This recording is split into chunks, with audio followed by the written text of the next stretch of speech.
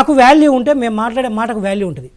మాకే వాల్యూ లేదనుకో ఏమంటారు, ఆపు నీకే వాల్యూ లేదు, నువ్వు మాట్లాడేదానికి ఏం వాల్యూ ఉంది అంటారు. సో ఇవన్నీ కూడా కొంచెం కన్సిడర్ చేయాలి. ఈరోజు చంద్రబాబు నాయుడు గారిని అమ్మనా బూతులు తిట్టిన వాళ్ళు ఈరోజు పదవుల్లో ఉన్నారు.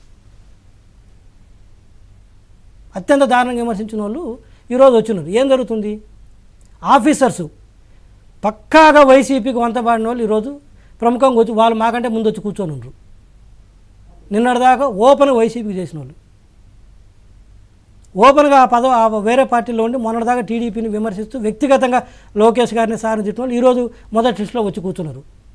అవును, నాకు కూడా ఇవాళ ఒక మెసేజ్ వచ్చింది. సో దీంతో ఏంటంటే వాళ్ళకి ఇచ్చినారని మా బాధగా వెంకటేశ్వర ఎవరి దీంతో కంపేర్ చేసినప్పుడు ఏమవుతుందంటే మేము ఎదవలం అయిపోతాం, ఎదవలం అయిపోయినప్పుడు ఏమవుతుందంటే మేము మాట్లాడే మాటకు విలువ ఉండదు. ఒక పార్టీ అధికార ప్రతినిధిగా మేము మాట్లాడే మాటకు విలువ ఉండదు. ఆ విలువ లేనప్పుడు ఇక మేము మాట్లాడే సబ్జెక్ట్ ఏమి వెళ్తుంది? ఈరోజు వైసీపీ వాళ్ళు సరే వాళ్ళు ఏదో అన్నారని మేము పించింగ్ వాళ్ళ దానికి ప్రొవోక్ అయ్యి నేను మాట్లాడుతున్నాను కదా చెప్పేది. చూస్తారు కదా మీరు ఎగిరెగిరి దంచారు ఏమైంది, ఇలాంటివి ఉంటాయి.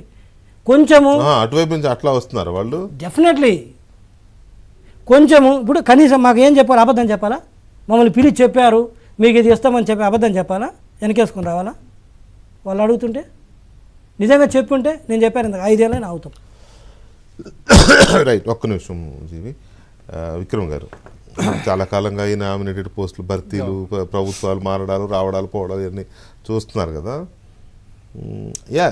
ప్రతిసారి ఇలాగే జరుగుతుంది. ఒక లిస్ట్ ఇస్తారు, మళ్ళీ కొన్నాళ్ళకి మళ్ళీ కొన్ని భర్తీ మంత్రివర్గమే 2-3 ఫేజ్డ్ వారీగా చేస్తారు. ఇదేమో లాంగ్ వెయిటెడ్, చాలామంది ఎలక్షన్ దగ్గర నుంచి వెయిట్ చేస్తున్నారు చాలామంది. మీకేమనిపించింది ఇవాళ తను మాట్లాడింది కూడా అంటే? ఒకటండి, నాకు జీవీ రెడ్డి గారు అంటే అభిమానం, is like our younger brother. కానీ కొన్ని అంశాలు పార్టీ వేదికల మీద మాట్లాడాలి, కొన్ని అంశాలు బయట మాట్లాడాలి. ఇప్పుడు వారు ఏదైతే మాట్లాడారో దట్ ఈజ్ అన్వారెంటెడ్. ఇది వేదిక కాదు. ఖచ్చితంగా మీకు ఏదన్నా పార్టీలో డిస్ప్యూట్ ఉంటే, అంటే పార్టీ విధానం ఉంటే, పార్టీ ప్లాట్ఫామ్ మీద అసంతృప్తి ఉన్నా, అసంతృప్తి అని కాదు, అసలు ఏదైనా కూడా పార్టీలో మాట్లాడాలి. బయట మాట్లాడటం ఆయన యంగ్స్టర్ కాబట్టి మాట్లాడారేమో అని అనుకుంటున్నాం. ఇప్పుడు ఇంకోటి ఏంటంటే, పార్టీలో ఎందుకు పనిచేస్తున్నారు అనేది చాలా ఇంపార్టెంట్ అండి. పార్టీ కోసం మీరు పార్టీలో ఎందుకు జాయిన్ అయ్యారు? పార్టీ సిద్ధాంతాల పట్ల ఆకర్షితులయ్యారు. పార్టీని